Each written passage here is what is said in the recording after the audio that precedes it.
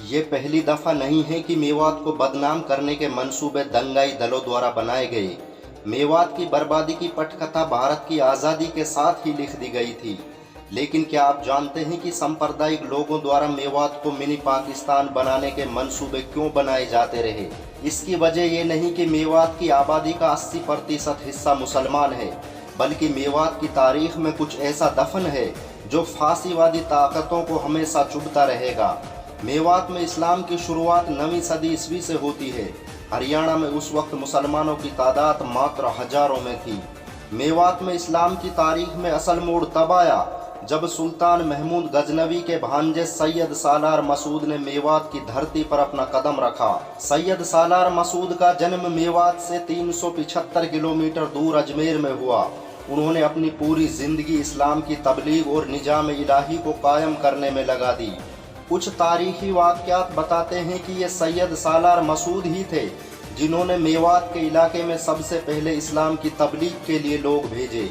लेकिन मेवात में इस्लाम तब फैलना शुरू हुआ जब कुतुबुद्दीन ऐबक की दौर हुकूमत में सूफियों और उलमाओं ने अपनी बस्तियां बसानी शुरू की। इस्लाम के प्रचार प्रसार के लिए मेवात में जिस पहले इंसान ने कदम रखा उसका नाम हुसैन खंग सवार था। उन्होंने कई सालों तक मेवात के हिंदुओं के दरमियान रहकर इस्लाम की तबलीग का काम किया, जिसके नतीजे में मेवात में तोमर वंश से ताल्लुक़ रखने वाले बौद्ध और पालनाथ के पूरे कबीले मुसलमान बन गए। तोमर वंश का इस्लाम कबूल करना भारत के इतिहास में कोई छोटी घटना नहीं थी। मोहम्मद बिन कासिम के भारत आने के बाद ये पहली बार था कि जाटों की इतनी बड़ी तादाद ने एक साथ इस्लाम कबूल किया।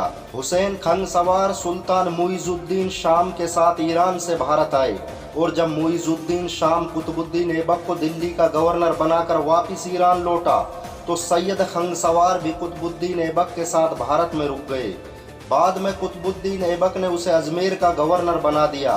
तारीख फरिश्ता का लेखक मोहम्मद कासिम लिखता है कि उनके इल्म और सोहबत में बैठकर बड़े बड़े ओहदों पर विराजमान हिंदू इस्लाम में दाखिल हो गए और बाद में उन्होंने मुसलमानों की तरफ से हिंदुओं के खिलाफ बड़ी बड़ी जंगें लड़ी। हालांकि बाद में हुसैन खंग सवार के प्रभाव और इस्लाम के प्रचार प्रसार को देखते हुए दुश्मनों ने उन्हें धोखे से शहीद कर दिया। 12वीं सदी से लेकर 17वीं सदी ईस्वी के दरमियान मेवात में बहुत से सूफी संत गुजरे जिन्होंने मेवात में इस्लाम को फैलाने का काम किया। शेख हमीदुद्दीन नागौरी, ख्वाजा हुसैन नागौरी और शेख अहमद सेबानी जैसे उलमाओं की मदद से हरियाणा, राजस्थान और पश्चिमी उत्तर प्रदेश और खासकर मेवात के क्षेत्रीय और राजपूतों ने बड़े पैमाने पर इस्लाम कबूल किया। जब दिल्ली की सत्ता फिरोज शाह तुगलक के हाथों में आई तो उसने खुद मेवात के लोगों को इस्लाम कबूल करने की दावत दी, जिसके नतीजे में बहुत से लोग मुसलमान बन गए। मेवात में जिन हिंदू लोगों ने इस्लाम को अपनाया वो मेव कहलाए। आज 800 साल गुजरने के बावजूद मेवात के मुसलमान अपना ये नाम बरकरार रखे हुए हैं। फिरोज शाह तुगलक की दौर हुकूमत में ही मेवात रियासत की बुनियाद रखने वाले राजपूत शासक सोनपर पाल ने 1355 ईस्वी में इस्लाम कबूल कर लिया, जिसके नतीजे में मेवात में हजारों बस्तियां इस्लाम में दाखिल हो गई। 1857 ईस्वी तक मेवात की अधिकांश जनता इस्लाम कबूल कर चुकी थी और यहाँ पर मुसलमानों की आबादी तकरीबन 12 लाख से भी अधिक थी। लेकिन मेवात के मुसलमानों का इस्लाम भारत में दूसरे मुसलमानों की तुलना में अलग था। मेवात के हिंदू धर्म के लोगों ने इस्लाम कबूल तो किया, लेकिन वो अपने धर्म के रीति रिवाज नहीं छोड़ पाए। यही वजह है कि मेवाती मुसलमान उन रिश्तों में आज भी शादियां नहीं करते हैं जिनमें इस्लाम इजाज़त देता है। इतिहासकार लिखते हैं कि वो मुसलमान थे जिनका मजहब तो इस्लाम था, लेकिन रगों में राजपूताना हनक बरकरार थी। ये सोचने वाली बात थी कि 19वीं सदी में मेवात में सबसे ज़्यादा आबादी मुसलमानों की थी, लेकिन यहाँ पर मस्जिदें और इबादत गाहें ना के बराबर थी। राजपूत, जाट और अन्य जातियों से कन्वर्ट होने की वजह से इनमें जाति दम मौजूद था। अगर कुछ ना था तो वो था इस्लाम।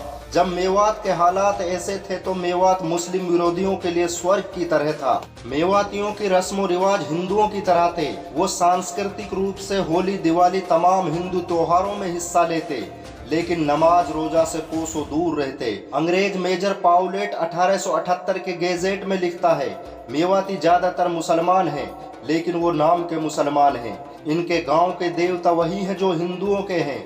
ये हिंदुओं के त्योहार मनाते हैं, बस एक दो मस्जिदें नजर आ जाती हैं। साल 1926 में आर्य समाज ने शुद्धि आंदोलन की शुरुआत की और अपना गढ़ मेवात को बनाया।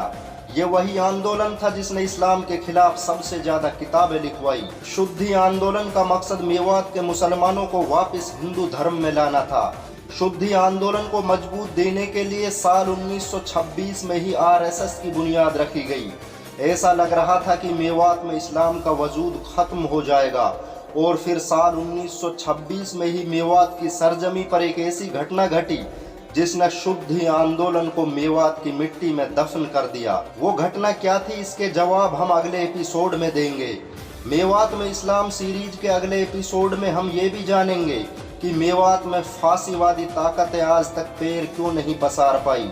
एक मुसलमान और मेवाती होने के नाते आपको गर्व महसूस हुआ हो तो हमारे channel the rise of Islam को सब्सक्राइब करें, वीडियो को लाइक शेयर करें, कमेंट करके हमें ज़रूर बताएं और बेल आइकॉन दबाना ना भूलें।